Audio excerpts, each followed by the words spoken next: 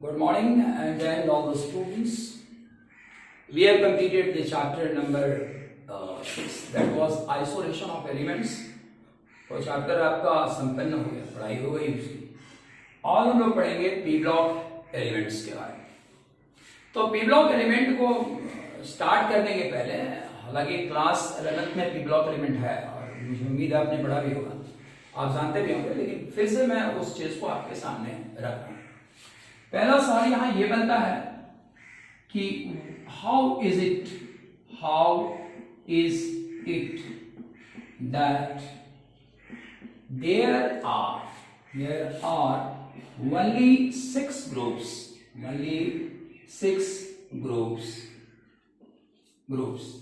in P block element.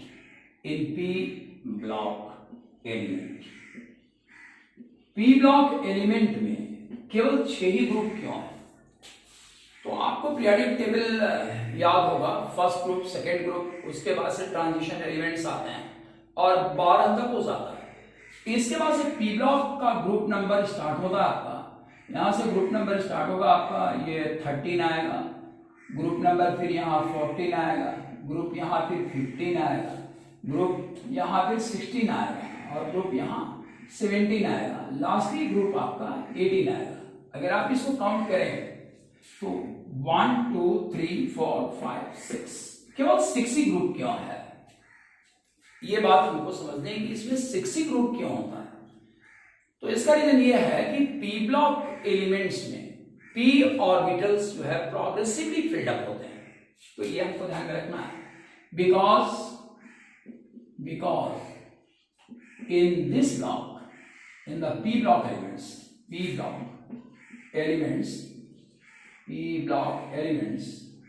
P orbitals are progressively filled,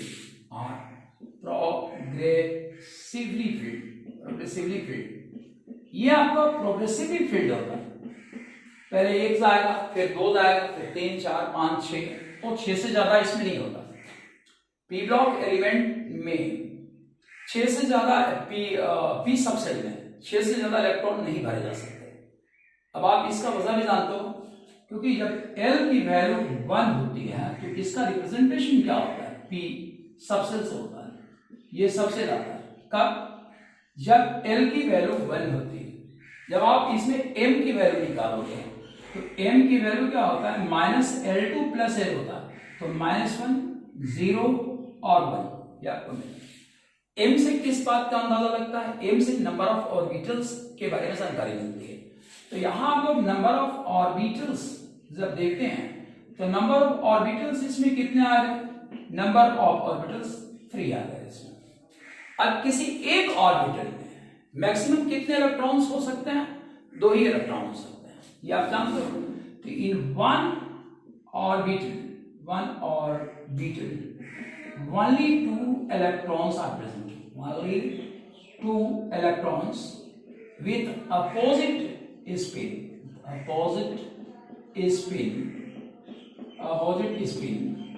are present,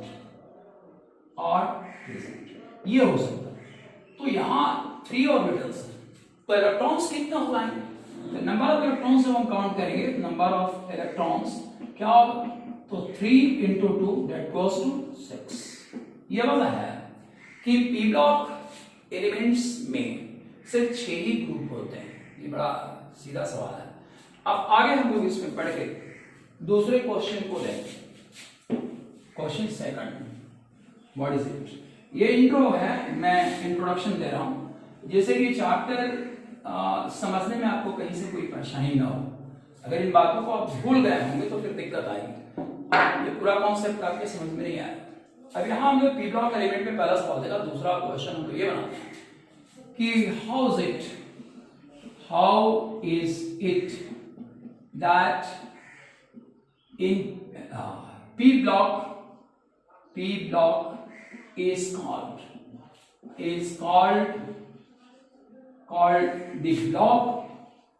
the block of complete chemistry, the block of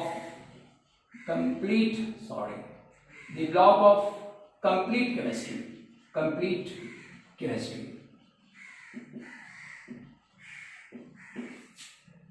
P block elements को हम लोग complete chemistry का block क्यों कहते हैं? वहां chemistry पूरी की पूरी आती है, उसमें कुछ छूटता नहीं। ये बात क्यों कही है? इसको समझना है कि पी ब्लॉक एलिमेंट्स में होते क्या है, कौन कौन से एलिमेंट होते हैं।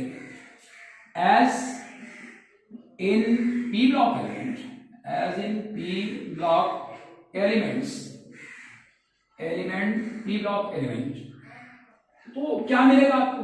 Metal, non metal, non metal और मेटेलॉइड, मेटेलॉइड, ये सारे प्रेजेंट होते हैं। अब इसके अलावा एलिमेंट का कोई दूसरा तो फॉर्म होता नहीं। एलिमेंट का अगर ब्रॉड डिवीजन हम लोग करते हैं, जैसा कि हमने 9th में पढ़ा है, तो ब्रॉड डिवीजन 10th में भी हमने पढ़ा है, मेटल नॉन मेटल में 6 को हमने पढ़ा है। तो वहां ब्रॉड डिवीजन किया जाता है तो दो एलिमेंट के कॉन्स्टिट्यूएंट ग्रुप्स बनते हैं, एक मेटल का बनता है, दूसरा नॉन मेटल का बनता है। थोड़ा और ध्यान से पढ़ते हैं तो एक ग्रुप और बनता है, मेटेलॉइड्स का बनता है।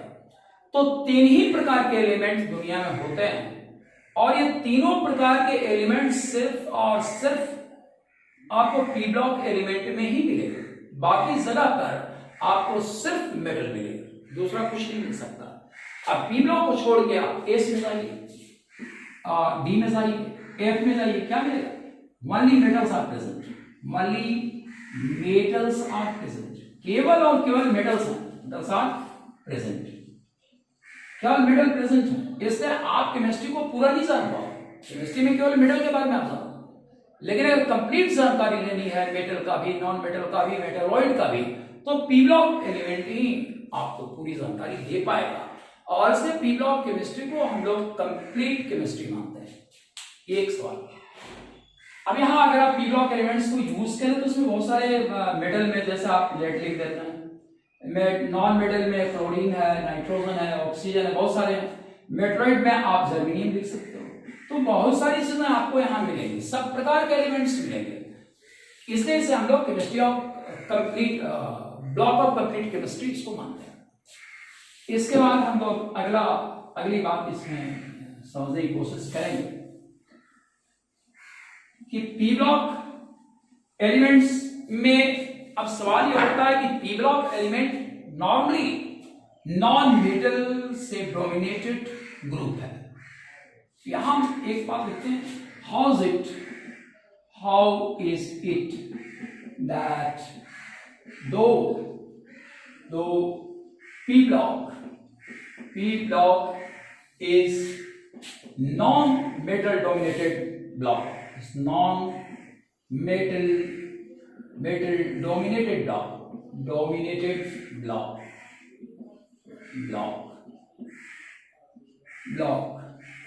How is it that though P block is non-metal dominated block, yet metals are present. Metals are present. अब ये ऐसा क्यों है कि हम देखते हैं कि जितने भी नॉन मेटल है वो सब पी ब्लॉक में ही आपको मिलेंगे। तो वहां मेटल के मिलने का केमिकल वजह क्या है? कौन सी ऐसी चीज जो वहां मेटल पैदा कर रही है? कौन सा ऐसा ट्रेडिशन है, कौन सी ऐसी वेरिएशन है जो मेटल खड़ा कर रही है? तो ये आप जानते हो कि डाउन द ग्रुप जाने पर क्या होता है, मेटालिक कैरेक्टर इंक्रीज करता है, ये आपको मालूम है। तो जो ट्रेंड है उस ट्रेंड को मैं लिखता हूं, trend when we go down the group, when we go down the group, metallic character increases, metallic character increase करता है, metallic character increases. This is why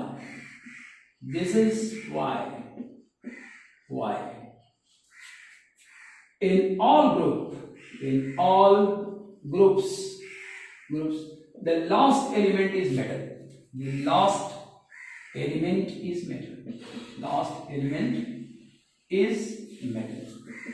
इससे आखिरी एलिमेंट क्या होगा आपका? मेटल खुद आएगा। आप पी ब्लॉक केमिस्ट्री में कहीं से उठा के देखिए, उसका लास्ट एलिमेंट ही मेटल होता है, उसके पहले नॉन मेटल होते हैं, मेटलॉइड्स आता है, लेकिन आखिरी एलिमेंट मेटल मिलेगा, हर जगह मिलेगा। ये हमने पी ब्लॉक के बारे में कुछ बेसिक बातों की चर्चा की। पी ब्लॉक केमिस्ट्री जो है वो हमको पढ़ना कैसे, वो किस एंगल पर इसको पढ़ना है, ये समझना। क्योंकि पी ब्लॉक केमिस्ट्री को पढ़ने का जैसा आपने क्लास 11th में इस बात को देखा होगा, पढ़ा होगा, वहां आपको बताया गया होगा कि पी ब्लॉक केमिस्ट्री सिर्फ एक ही एंगल से पढ़ी जाती है, एक ही कॉन्सेप्ट का विस्तार है, और वो कॉन्सेप्ट क्या है? Inert pair effect. सिर्फ इसी के आधार पर हम लोग पढ़ते हैं। तो पी ब्लॉक एलिमेंट को पढ़ने का बेसिक आइडिया क्या है? The basic point of studying P block chemistry,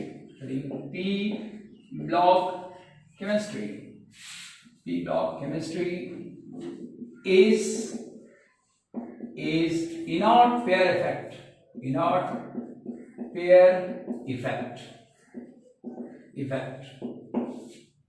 अब जो भी पी ब्लॉक के ग्रुप्स आपने पढ़े होंगे क्लास 11th में ग्रुप आपने पढ़ा होगा, 13, 14 दो ग्रुप आपने पढ़ा होगा।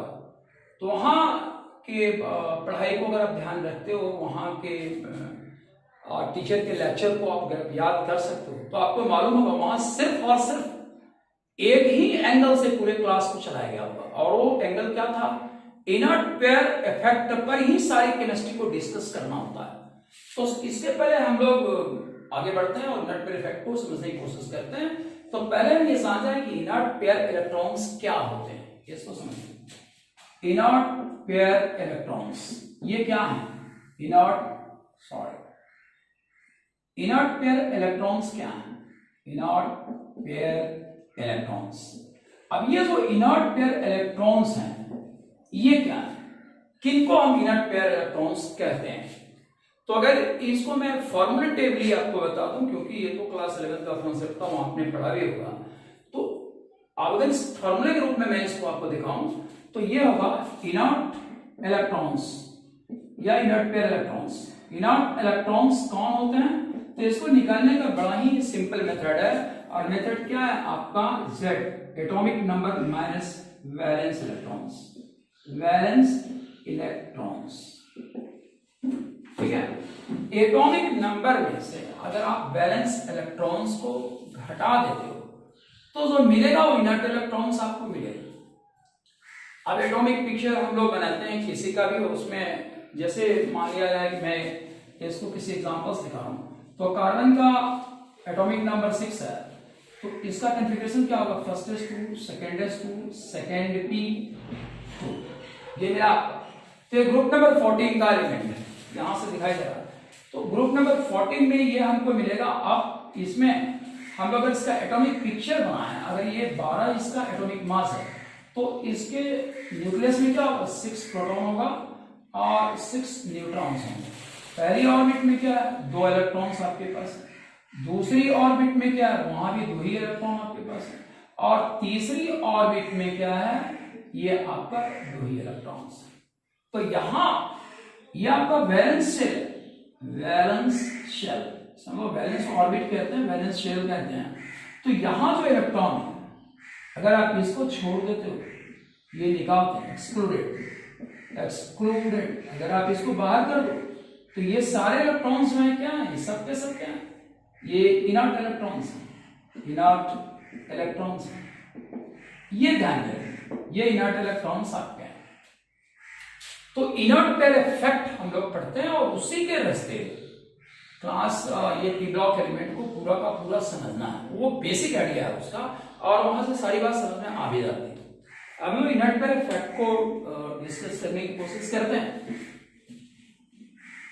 इनर्ट पेयर इफेक्ट में क्या क्या आपको मिल सकता है, ये समझना है। इनर्ट पेयर इफेक्ट कोई एक सिंगल घटना नहीं है कि मैं कहता हूं कि एक चीज है वही इनर्ट पेयर इफेक्ट है, इसकी घटनाएं और बहुत सारी चीजें इसमें आती हैं। तो पहली चीज हम लोग यहां जो पढ़ रहे हैं, formation of poly atomic molecule, formation of poly atomic molecule, poly atomic molecule, poly atomic molecule का बनना क्या है? इनर्ट पेयर इफेक्ट का प्रभाव है। अब यहां इनर्ट पेयर इफेक्ट को मैं डिस्कस कर रहा हूं। इनर्ट पेयर इफेक्ट, इसमें क्या क्या चीजें सामान्य रूप से आती हैं, मैं वो आपके सामने रख रहा हूं। Formation of poly atomic molecule, ये जो पॉली एटॉमिक मॉलिक्यूल्स हैं वो कैसे बन जाते हैं और नहीं, कभी नहीं बनते कभी बनते, ऐसे क्या रीजन?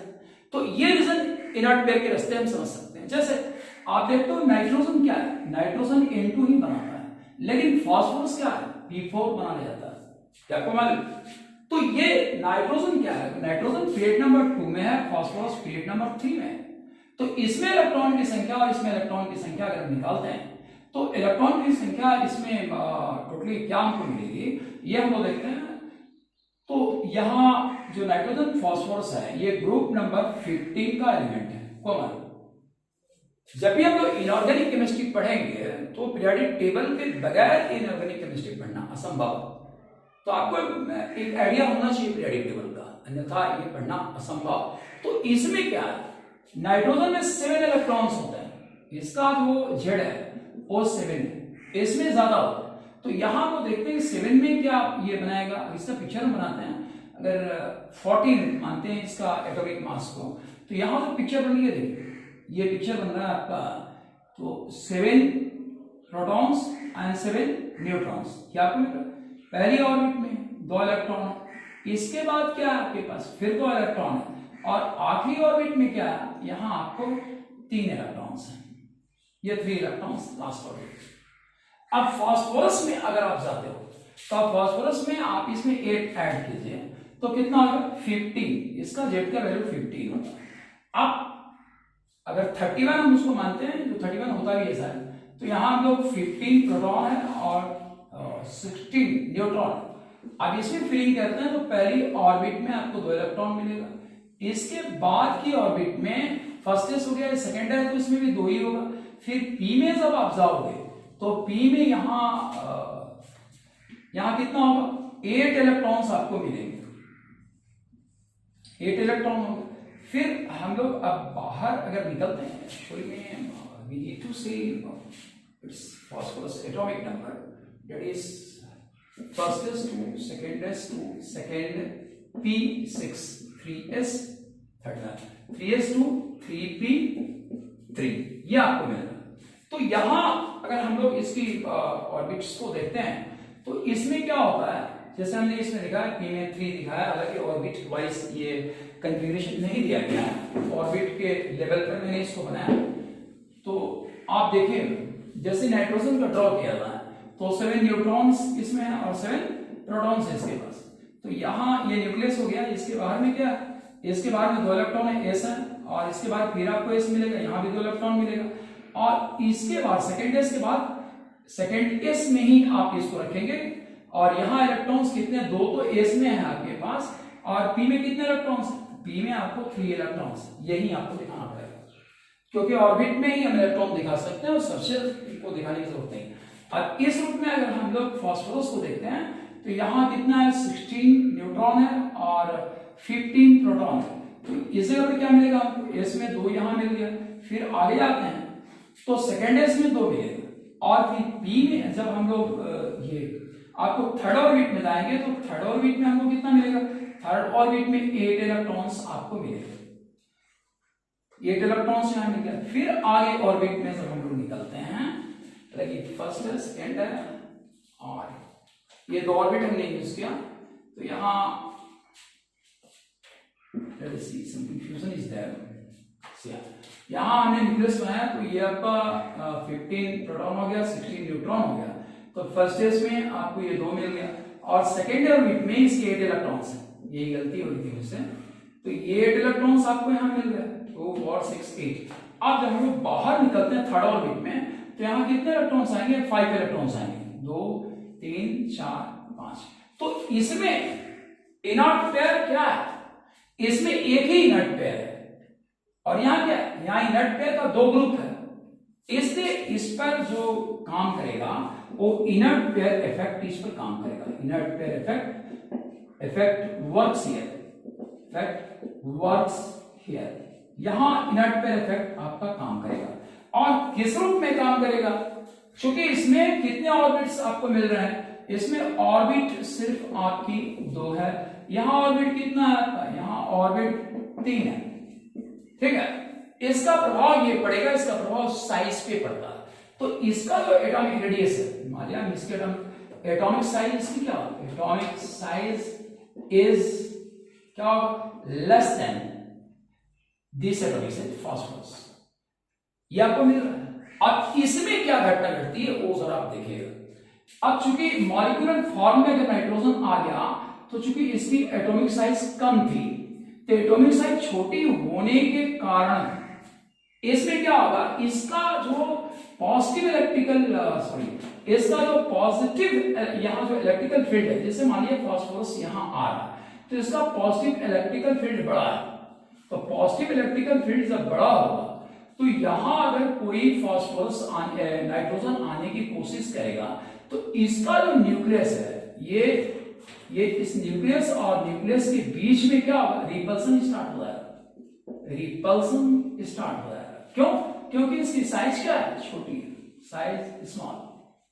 स्मॉल साइज होने के कारण जब ये इसके पेरिफेरी में एंट्री लेगा तो क्या होगा, इसका न्यूक्लियर फोर्स इसके न्यूक्लियस को टच कर देगा।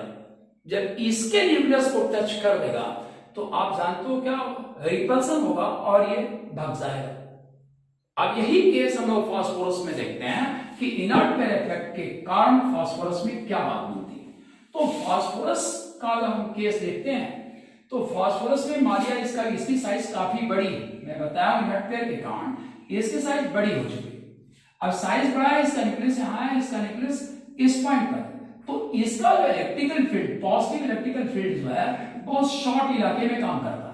ठीक है, बहुत ही शॉर्ट इलाके में काम करेगा। और जब फास्फोरस यहां आएगा तो इसकी भी साइज क्या है, इसकी भी साइज काफी बिग है। तो बिग होने के कारण ये न्यूक्लियस ये जो पॉजिटिव फील्ड है ये इस न्यूक्लियस पर वर्क नहीं कर पाता, वरन किस पर काम करता है, इसके इलेक्ट्रॉन पर काम करने लगता है। ठीक है, तो यहां लिखते हैं कि positive field works on electrons not on nucleus. अब ये न्यूक्लियस पर काम नहीं करता, इसलिए यहां रिपल्सन न होके क्या होता है, अट्रैक्शन होता है। तो यहां जो बात बनती है, यहां अट्रैक्शन होता है और इस अट्रैक्शन के कारण क्या होता है, P4 का निर्माण होता है। ठीक है, ये तो पॉली एटॉमिक मॉलिक्यूल का बनना क्या है, इनर्ट पेयर इफेक्ट का कारण है। और इनर्ट पेयर इफेक्ट के प्रभाव जिसको हमने यहां पढ़ा वो क्या था, एटॉमिक साइज थे। जब एटॉमिक साइज बढ़ेगी तो एटॉमिक साइज कैसे बढ़ी, उसमें इलेक्ट्रॉन्स बढ़े, कौन से इलेक्ट्रॉन्स बढ़े, इनर्ट इलेक्ट्रॉन्स बढ़े। इस प्रकार का साइज उसकी बड़ी होगी। साइज बड़े होने के कारण उसका न्यूक्लियस का जो चार्ज है वो बाहर काफी दूर तक नहीं जाता, काफी नजदीक तक रहता है और वो nuclear charge positive electrical field सिर्फ इलेक्ट्रॉन को पकड़ता है, उसे न्यूक्लियस को नहीं पकड़ पाता, क्योंकि उस एटम जो अप्रोच कर रहा है उसकी भी साइज बड़ी। इस प्रकार से फास्फोरस अपना पॉलीएटॉमिक मॉलिक्यूल बना लेता है, लेकिन नाइट्रोजन अपना पॉलीएटॉमिक मॉलिक्यूल नहीं बना पाता है। ये इनर्ट पेयर इफेक्ट का एक प्रभाव हमने देखा। अब इनर्ट पेयर इफेक्ट के दूसरे प्रभाव को हम लोग देखते हैं। इनर्ट पेयर इफेक्ट का दूसरा प्रभाव क्या है, सेकेंड प्रभाव क्या है। आपको मालूम है कि जब डी में 5 से ज्यादा इलेक्ट्रॉन होते हैं तो वैसे कंडीशन में इंटर इलेक्ट्रॉनिक रिपल्सन होता है और उसके कारण चार्ज क्या होता है, बाहर निकल जाता है। ठीक है, तो ये समझिए कि when D contains more than 5 electrons, then inter-electronic attraction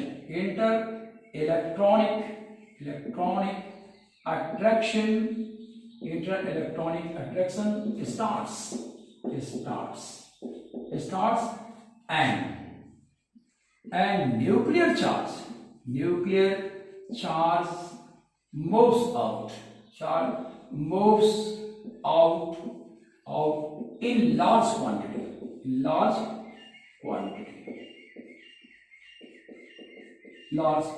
ये बात डी के साथ।